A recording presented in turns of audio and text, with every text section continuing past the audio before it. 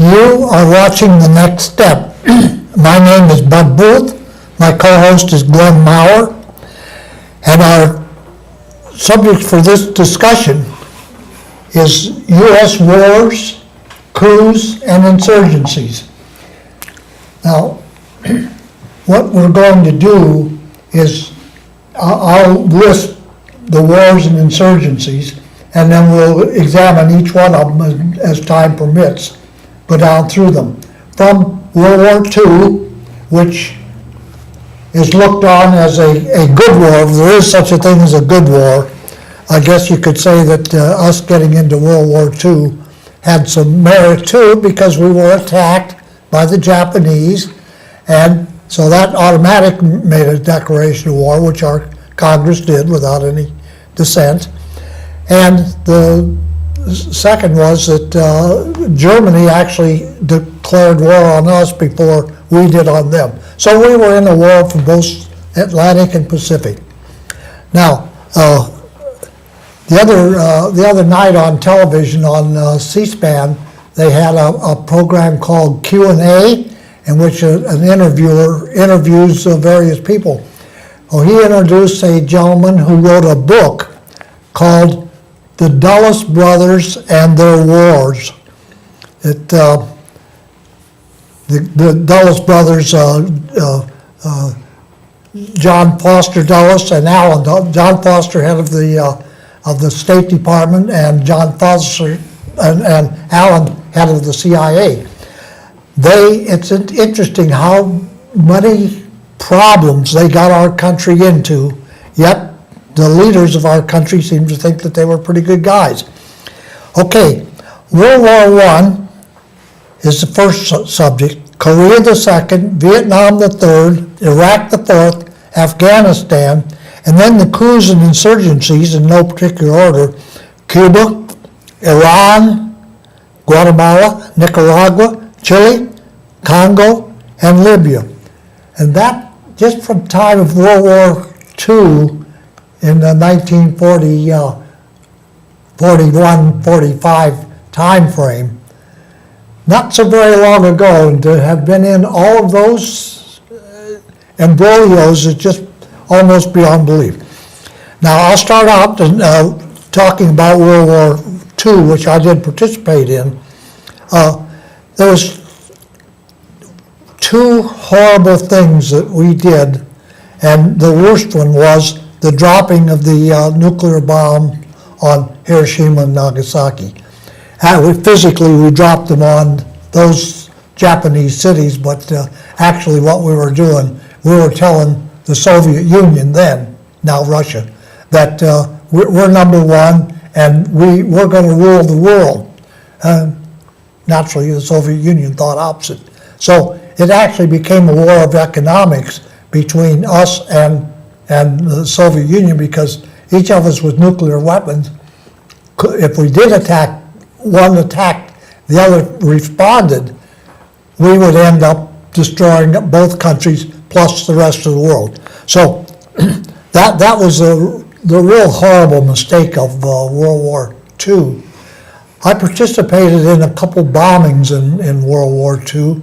We bombed Dresden, firebombed Dresden, firebombed a little pocket of German resistance in Royan, France, and those were just revenge type bombings. They didn't further our war effort, but they killed a lot of people, killed a lot of Germans, killed a lot of innocent Germans and French people. So, Glenn, why don't you go ahead and give your thoughts on World War II? Well, I mean, World War II, as you said, I mean, certainly the closest thing that we can find in our history, maybe, since the Civil War, perhaps, of a just war.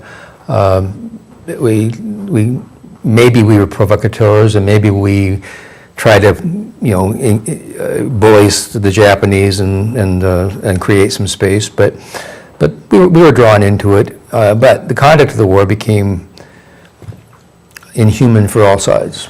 I mean, we certainly criticized the Nazis, and they were atrocious beyond it. But the Soviets and their campaigns, It became that kind of war where people just felt they had to survive, and any atrocity was approved in terms of getting that survival. Excellent point. I watched a program the other day about the submarine pens that Hitler had built on the French coast. And they were built in these French coastal towns. They tried to bomb them, the Allies tried to bomb them, maybe you know of this, unsuccessfully, because they'd built these 25-meter concrete stressed domes over them. I mean, they were monstrous, and they couldn't get the bombs through them. So they said in the course of the show that the Allies then began bombing the surrounding towns, the French towns, figuring if they couldn't get rid of the infrastructure of the submarine pens, it would just make it so impossible to get supplies and people and workers and crews into the installation. And so they just, without any, unabashedly, and this was early in World War II on the Allied side, 42, 43, 41, they just unabashedly decided they would go in there and kill civilians. Yeah. So war is never, I mean, we can talk about just wars or unjust wars, but in every war there is injustice. That's so true. Glenn just pointed out, wars do not solve problems.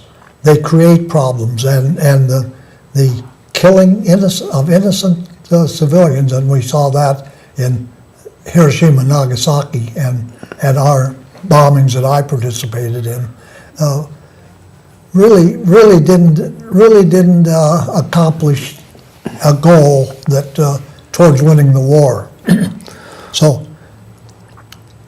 Well, we firebombed Japan as well. Oh yes. I mean, before the atomic bombs were dropped, we had burned down almost every major Japanese town, city, because they were built out of wood and flammable materials by and large, and they were easily burned. And we had been doing that for 2 years or so. Yeah. So I'm not saying this because I feel comfortable in criticizing us, the Americans. The Japanese did atrocious things too, Yeah. in China and Korea and Vietnam and the French colonies and Philippines.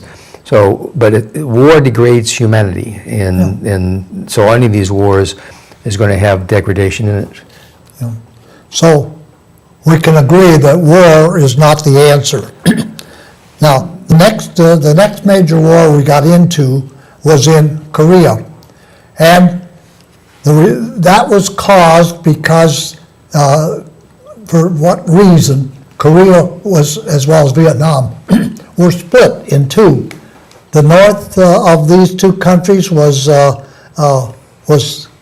controlled by the Soviet Union. The south really controlled by us. And so we drug those countries into a war which I don't know whether they wanted it or not. Now, I know those who will say, well, the North did invade the South in Korea, and that well may have been. The only thing that I can remember about Korea was that my younger my younger cousin was killed in Korea, and that's always difficult for a family member to lose somebody. And I was in college at the time, so I didn't participate in any protests against the Korean War, except that I was opposed to it. Well, the Korean War, I mean, you were closer to it than I remember my dad bringing the family together when I was like 9 years old or 10 years old and saying to us in the TV in the living room area, we have just gone to war in Korea. He had been a World War II veteran, as you. And hated war, abhorred it, and told us that because I didn't know this at the time, I don't think I appreciated it, but because of atomic weaponry, he was of the opinion, I think, that any new confrontation between us and the Soviet Union or China would lead to atomic war, and we'd all be killed, or there'd be major civilian casualties across the world. I remember as a 9, 10-year-old child listening to this conversation by the adults in my life, and just being strangely chilled and affected by it. I didn't know exactly what they were telling me, but I knew it was fearful. It was scary. And I felt sorry for the people who were caught in that war. But I mean, in terms of the real politic reason for Korea and the war in Korea, one of the things we as stepping back, we have to remember is that we had taken over Japan. We had occupied Japan, and so we had our American military presence from Okinawa to the Hokkaido Islands, the whole of Japan, holding down the Western Pacific, and just off the shore of China and off the shore of the Soviet Union. And the Soviet Union had hoped to come out of Manchuria and get into China, but into Japan, and occupy part of Japan. But the war ended before they could. One of the reasons we dropped the bombs, I think, in many people's opinion, is because of that. Yeah. But anyway, so they got Korea. I think their thinking was partly, well, you're going to have your outpost there, we're going to have our outpost, it'll be Korea, and we want the whole of Korea. We don't want some divided, confrontational, ineffective space. Mm-hmm. So I mean, a lot of people died. Americans and Australians and Koreans died for nothing more than some belly bumping by nation states, I think. Yeah. And interestingly, that the war, we had actually turned the war around against North Korea and moved all the way up to the Yellow River, which was the border of China. Well, that was Douglas MacArthur. And that's when the big killing really started. Oh, yeah. Because the Chinese just sent hordes of their soldiers down. They didn't want the United States on their border, so it finally ended up right back where it started. Right back where it started at Panmunjom. Yeah. And now the two Koreas are in a state of war ever since. A peace treaty was never signed. Never signed, never resolved, and they still have these ridiculous tensions between the countries. Yeah, I mean that was, and then we had General Douglas MacArthur who came in there and took over the failing unified UN command, pushed back north, but then it wouldn't stop. He had this idea that he was going to go all the way into China. Yeah. And then remember Harry Truman fired him. I have ambivalent feelings about Harry Truman. One of them was that he declared, or he got us involved in the Korean police action without a congressional declaration of war. Yeah. Yeah. And that was one of the first times that that had ever happened. So he set a precedent that we are living to this day. That we will do what we want to do. Forget about world organization, world treaties. What we want to do, we will do. More specifically, that the president will do, and he doesn't have to get congressional assent, despite what the Constitution says.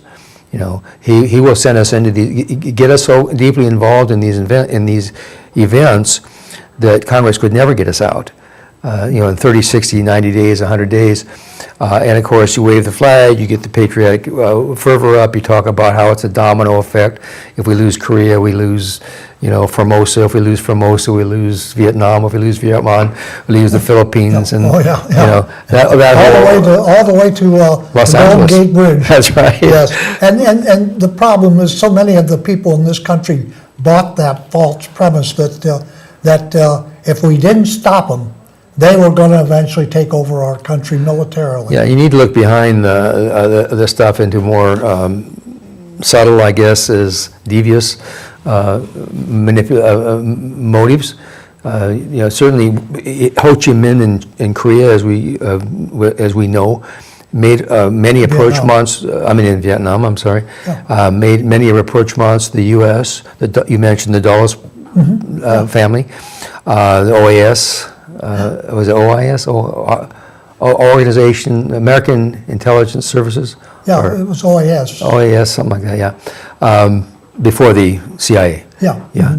Mm-hmm. And tried to get us to support his people, insurrection against the foreign colonial powers, the French, and enacted declarations or passed declarations which were almost literally copies of the American Declaration of Independence, because he was seeing himself as just as the colonials, as we were colonials in the Americas, they were colonials in Asia, and trying to fight for their independence, and the Dulles people said, allegedly I'm not who came first, Truman or the Dulles people, but they promised, despite the absurdity of it, to support the European colonial powers' ambitions to recover their colonies around the world. Yeah, we bankrolled the French, who finally got their rear ends kicked out of at Dien Bien Phu, and so then it became our war, and we sided with the South, with the leaders of the ones that we installed against the Viet Cong, which was a civil war between the Viet Cong and the South Vietnam government, and it was a war that we had absolutely no excuse for getting into, and we got into it lock, stock, and barrel. I recall the exact figure, but something like 55,000 American soldiers were killed, and probably upwards of a million Vietnamese, and we saw some of the results of that, where the major said we had to destroy the village in order to save it, and then Lieutenant Calley in their indiscriminate shooting of women and children, and just throwing their bodies in the ditch. In My Lai. And Cambodia, and Laos, and the associated countries. And you can even go so far as to Cambodian disaster with they killed millions of people in Cambodia because the world was exhausted by these fightings and just let the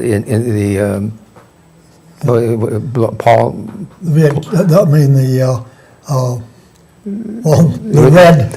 Yeah, they were the communists, but I mean, this fighting instigated much more damage than could ever have. The threats of having a communist government, if that's what. And by the way, the Vietnamese were always enemies of the Chinese. I mean, not always, but certainly for centuries. Yeah, that's a point. And what did we do? We made them friends. For a while, but they're not friends now. And they're not historically friends. So there was never going to be anything come of a quote-unquote communist country in Vietnam that would be much different than anywhere else. Certainly nothing that would have been as consequential as God, I'm blanking on the disaster in where they killed millions of people. Anyway, or what we did, the millions we killed in Vietnam, Laos, Cambodia, and Korea. I mean, the deaths of people were extravagant for no great purpose. I never saw a purpose other than this Dulles fabled idea that we are supposed to be a bulwark of civilization against the wrong, against the atheist, communistic, all kinds of fire up the American public. But the American public, I mean, didn't seem to have the ability to step back and see that they were being manipulated, just as that is happening today. Mm-hmm.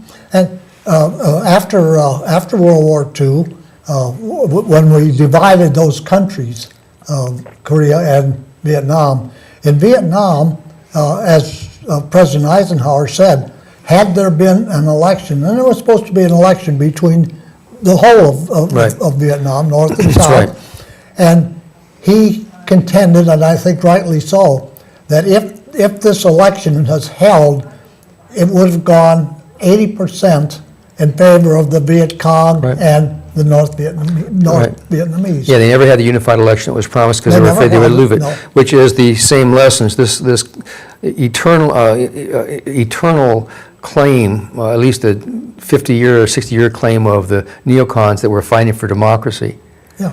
We are not fighting for democracy. Anybody who believes that is just a fool. I mean, the most recent example is the Egyptian mess. Yeah. We had democratic elections in Egypt. They elected a president. They threw him out. That we didn't like. They got him thrown out, and so we're okay with the junta. And the same thing happened in Vietnam, and other parts of the world. Democracy is an inconvenient problem when it isn't what the powers that be in our country, the Dulles brothers or the CIA people or Kissinger or these other successors really want it to, the result they want to see happen. And this information is out there for anybody that reads. That's right. Or even listens to radio and television. No, that what we were, the lies and so on that we fed to the American public was so obvious that we should not have permitted. Well, you mentioned, in your list of events, look what happened in Africa. The coup in Africa, in the Congo, and particularly Lumumba, and this whole democratic revolution after the colonials had left or were leaving in Africa, there was democratic progress. They did elect people. They elected Lumumba. They elected people they cared for and that were leaders of their population and that were literate, well-trained, people who could have brought those nations into a more, certainly a more equitable country, economy. And yet the economic interests, the powers that be, the businesses and the others who were used to exploiting the wealth of Africa didn't like this idea because they would have been paying taxes, they would have had regulation, they would have had other kinds of controls over their raping of this nation, of this country, and of this continent. And so we again, in America, we had propaganda telling us about, it was racist propaganda, of all the evils of letting the natives run their countries in Africa. It's okay for the natives to run the country in the United States. Well, not the American natives, but the people who came here. Anyway, the hypocrisy of it, and why we can't get folks to step back and remember the lessons of these events that we're talking about in Korea. Remember the lesson of what's happening in Egypt versus what's happening in Iraq, whatever. Yeah. The next one I have on here is Iraq. Maybe I should have had Afghanistan ahead because Afghanistan we invaded Afghanistan because Al-Qaeda had a base there. Right. Well, and their leader was there and had taken responsibility and claim, I guess he could say, for the bombing of the World Trade Center and the Pentagon. But this was not Afghanistan. This was a guy that was just staying in Afghanistan. And we used that as an excuse to invade Afghanistan. Mm-hmm. And look where we are now. Oh, that whole thing over there, as we've mentioned before, the one that I would point to that I think is less in the people's eyes right now especially is Iran. Iran had a democratically elected government that had fought off the British and the French and was creating a government of, relatively liberal, along the lines of Turkey. Iran is an educated population. It's a very sophisticated country. Yeah. Persia has a long history of civilization. Anyway, but this country threatened oil interests, after the war, after World War II. There was a BP and the American oil industry divided that areas up, and they got Iran, and we were supposed to get something else. So anyway, they didn't like where that democratic elected Iran was headed, and they went in and created a phony coup, and put the Shah back in power, and he ran the country for 15 or so years until he was deposed, and that's when we created the hostility of Iran. It isn't because the Iranians were necessarily opposed to America. It's because we imposed a dictatorship on their nation and then gave shelter to the Shah when they threw him out. Yeah. And again, the hypocrisy, we did not, it wasn't about democracy. Yeah. This is all because the Dulles brothers managed to convince their bosses, the presidents of the United States, that we should go in there and correct that economic situation, which was detrimental to us, detrimental to our big business. Really not. Detrimental to oil, really oil, yeah. And but that's what you have this fantasy, this sort of scary image of these sort of nasty old men sitting in meeting rooms, almost just pulling the wings off of flies just for the hell of it, it seems. They're not really, I don't know what they think they've accomplished in the long run that's good for their soul, if they think they have one, or good for the American soul or the American people. It's just that they can do it, and they want to do it, and so they do it. Yeah. And the last of the major wars has been Iraq. And that one is just beyond belief that the American public bought that Iraq had weapons of mass destruction, and I guess they convinced the American public that if Iraq didn't have a nuclear weapon, they were soon going to have it. And as Condoleezza Rice pointed out, the beginning of the war would be a mushroom cloud. In other words, Iraq would use a nuclear weapon. Well, we know Colin Powell standing before the United Nations with that little vial of presumably poison gas that they were, or either poison gas or biological. Well, they were claiming, and this is sort of where, if you pay attention, and I wish the public would pay a little more attention. I know there's too many things competing for our time, but right now we have this thing in Syria with chemical weapons. The team that's going into Syria to identify the chemical weapons, the chemicals and the gases that they possess, has as one of its lead researchers and experts a man who was going to go into Iraq right before the Bush people made their case for war. He was scheduled with that same group of people to go in and see if there was in fact any chemical weaponry extant in Iraq at the time. And the Bush administration, and this just came out a few weeks ago, sort of a collateral little human interest story on the side about the guy who is now in Syria trying to do this work. He was pulled out by the Bush people and told he was not allowed to go there, and that commission could not go there, and that we would not support it, because the Bush people had already made up their mind what they wanted it to say, and they weren't going to be confused with facts. They were going to have us confused with facts.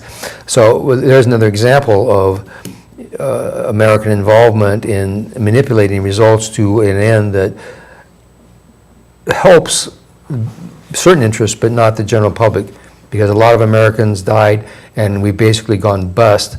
The deficit that the conservatives are so worried about is primarily a result of, if one major cause is the unfunded wars. Yeah. Well, we didn't get beyond the wars. We haven't got down to the coups and the insurgencies, and there were a lot of them, as I've pointed out in the initial lead-in. We'll just have to handle that another time, and I think it's well to do it, because it's quite interesting that these coups and insurgencies that we got into. Well, I want to thank our three wonderful people back in the control room: Ali Adamick, Juanita Chatham, and Liz Burke, for the work that they do there. We thank